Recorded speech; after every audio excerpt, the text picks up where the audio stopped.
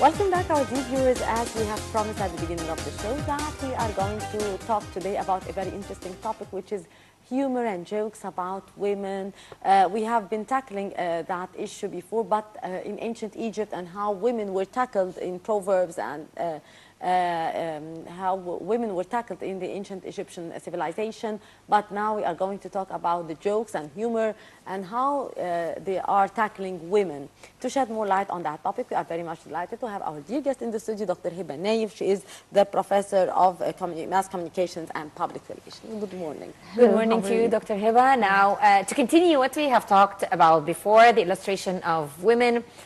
In an earlier episode of the program, we talked about how women are depicted in ancient Egypt.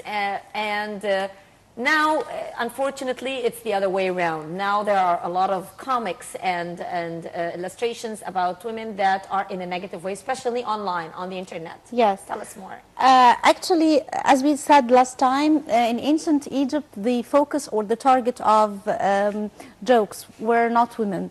Was social status and foreigners. Yeah. But in modern times, as we can see, we have been the target of lots of sexist humor. Yeah. And as we said before, you remember, Hela, we said that one of the things that's very serious about sexist jokes and sexist humor is that it makes you tolerate and accept things which you will usually not accept in normal cases. Conversational. Yes, it's quoted in a funny way.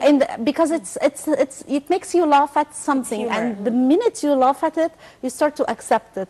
That's very dangerous, Dr. Heba, because if I'm starting to laugh about such a joke against women, that would lead me to accept that maybe deep inside, and that could lead to violence, as we have been talking before going on air. On air, yes. This is, as you said, anything you are biased or prejudiced against, you can make it pass and you can make it tolerant if you put it in, the humorous discourse. You make the other, and you say, "I'm just joking." Why can't you accept a joke? And it's never a joke. It's not. It's like poisoned honey. I called it dissecting the poisoned honey. This part of research I did, because this is what I did. I thought there is honey. We laugh, but it's poisonous. And the effect goes beyond what you can imagine, as you have said, dear. It makes you sometimes promote physical violence. And this is not what I say. Actually, this is what lots of research has said. For example, Professor Ford has written numerous research on the effects of sexist humor on physical violence. Yeah. Okay. Tell us about your research, Dr. Heba, in particular. First of all, I wanted to go into the online thing. Why? Because social media is the fashion and the trend and so on. And for something else, as we say that, why television is important? Because it disseminates culture.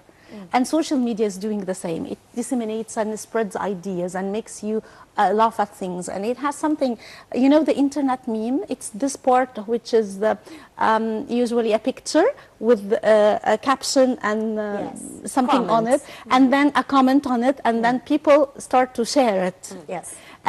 Usually you have this character which is called a sahbi. Yes. You know this well-known character, comic character. And this sahbi tells through internet memes lots of things, and most of the time it's either political or women. These are the two major things he talks about. I took the around 450 of the jokes by Asahbi, the internet memes, which would lead us to the importance of internet memes in another episode. And then I thought I had one question first: is it women in general which are targeted, or Egyptian women, or a specific type of women? They are all Egyptian. I concentrated on Egyptian women only. Okay. And then I discovered it's half and half, 50-50, almost 50-50. Most of 50% of the jokes were about women in general, girls, without naming who is the woman. Yeah. And 50% were about women in particular. I called them a specific sexist humor. And Then I asked, what type of women? Actually, the wife came in 75% of the jokes. Oh my God. So 75% of my data was about wives. And of course, all negative.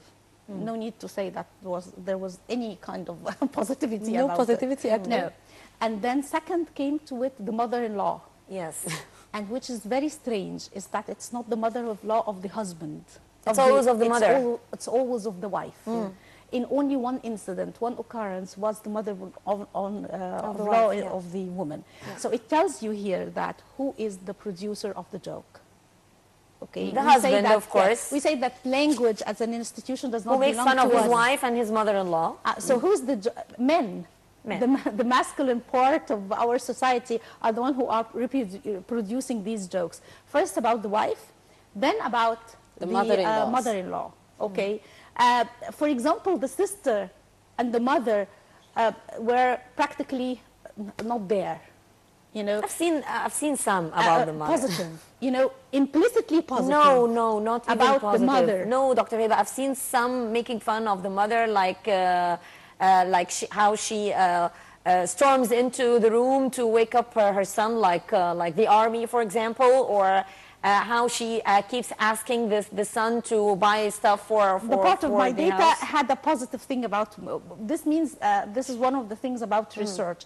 You don't have everything. Yes. Okay. So I studied 400 sample. and a sample exactly, and then I had this question. Okay, the wife.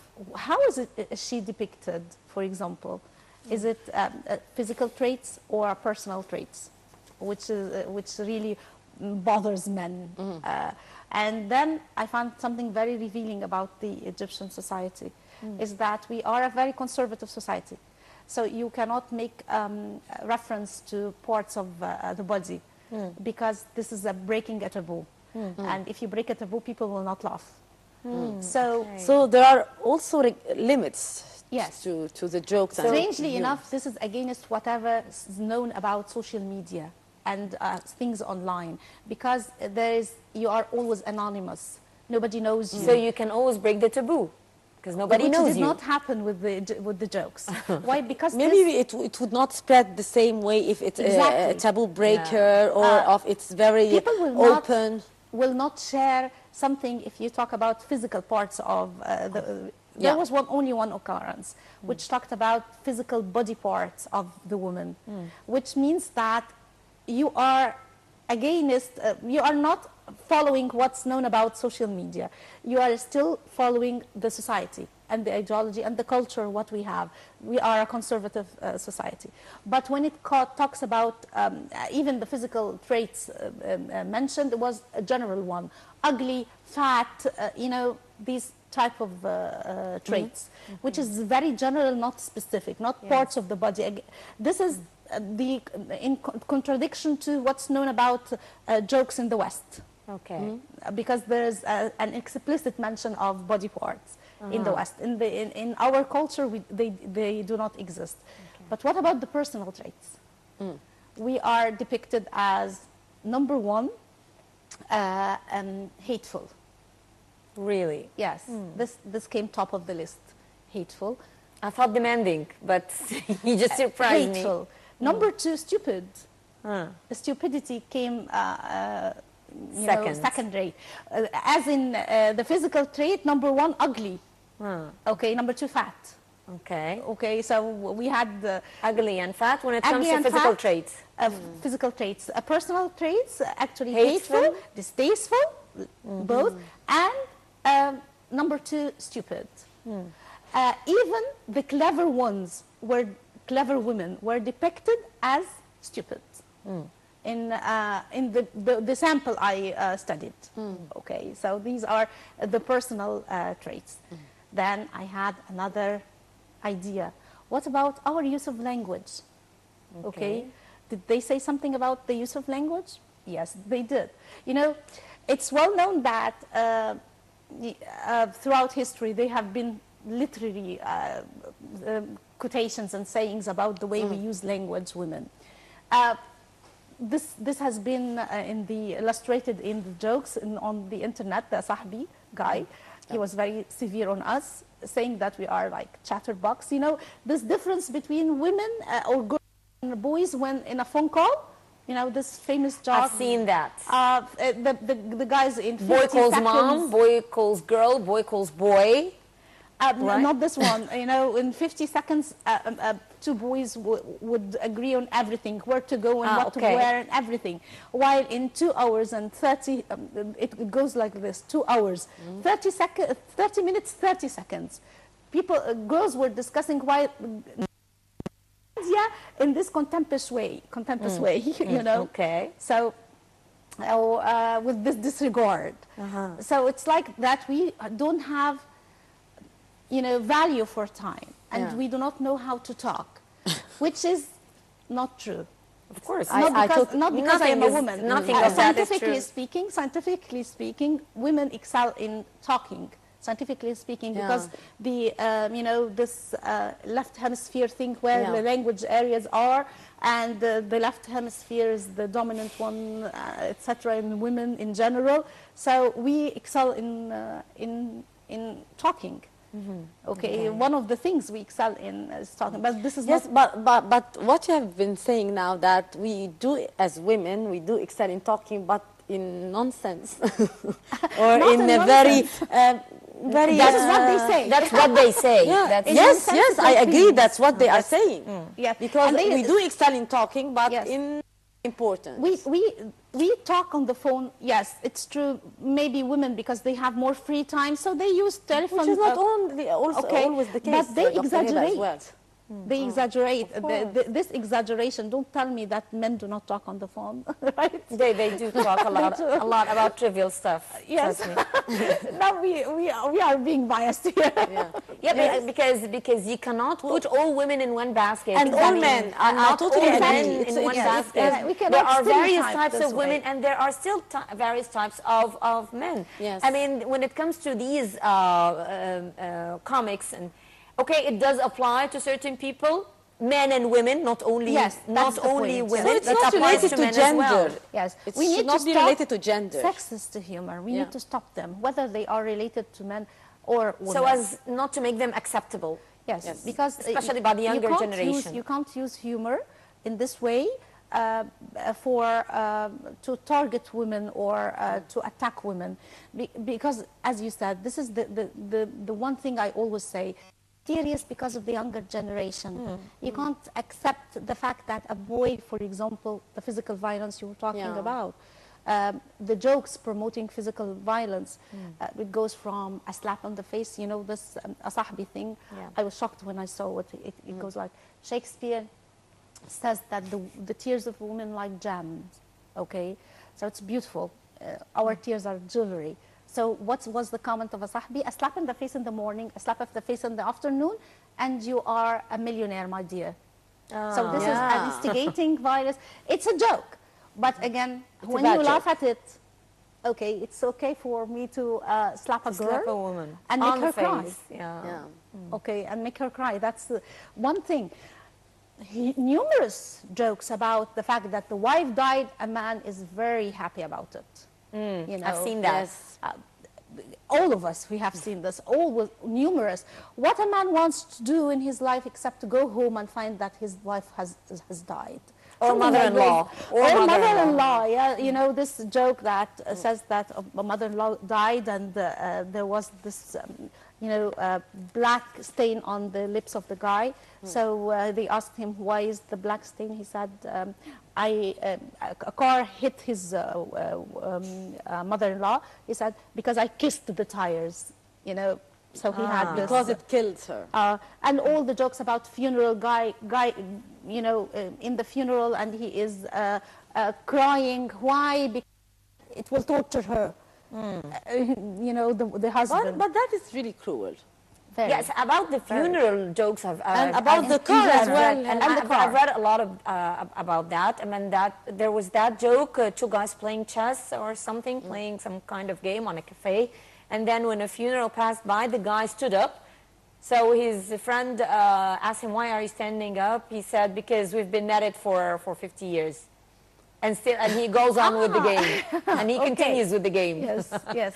I mean, I didn't really quite understand. Is this showing respect or disrespect for wife or woman? I mean, it sends confusing signals. I think this shows indifference. He doesn't care. Yeah. You know, his wife has died and he doesn't care.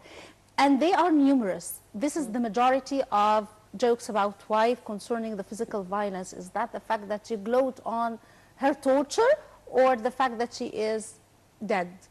And we need, I know it's not the case. I mean, most of the husbands, they are very faithful and they love their wives. But why say, if you laugh at it all the time like this, so it sinks in the mind. And this is the effect and the impact of humorous sexism, which is even further, not just in humor, in sitcoms, as we discussed before.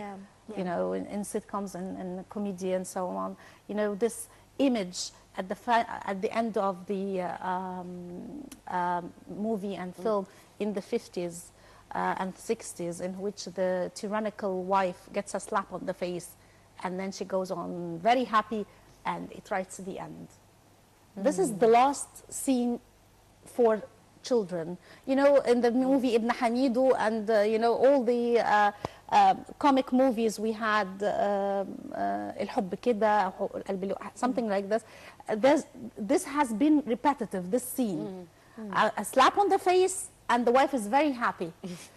Which goes to one of the jokes that said, what's the similarity between a nail and a girl? Both cannot function unless you hit them on the head. Really? That's very offensive. Okay, Really? that was I think the bad part of that is that such types of jokes do not spread on the internet, or spread even without the participation of some girls who are ignorant about, or some women who are ignorant about the messages sent. I mean, they could simply share it because they find it funny, and they want to appear funny in front of their friends. Yes, that's scary. And the lack of awareness is actually, they don't understand that this is the damage they're doing. And what you have said is really true, because they want to make, okay, we don't care, we are laughing at it, we take a laugh, we take a joke. So this is very serious. No, we should stand and say, okay, we do not take such a joke, because you will not take a joke. No, we do not accept that. Yes, we do not take such a joke. Okay. That's what we want to stop and say, you know. Well, this is definitely a serious issue, Dr. Heba, and we will continue throughout this program to discuss it. Thank you very much for coming this morning, Dr. Heba Nayef, Professor of Mass Comm, and we would certainly like to know more and go further and elaborate on your scientific research in this regard. We will do that in the upcoming episodes of The Breakfast Show. Thank you. Thank you very much. Happy to be Thank here. you very much, Dr. Heba. Thank you. And with that, our dear viewers, we come to the end of this edition of The Breakfast Show. You are in the company of myself, Mahisti Rabia, and my dear colleague, Hela Al-Hamalawi. Thank you very much, Hela. Thank you, Mahisti. And we'll be joining you later in another edition of The Breakfast Show. It's goodbye for now.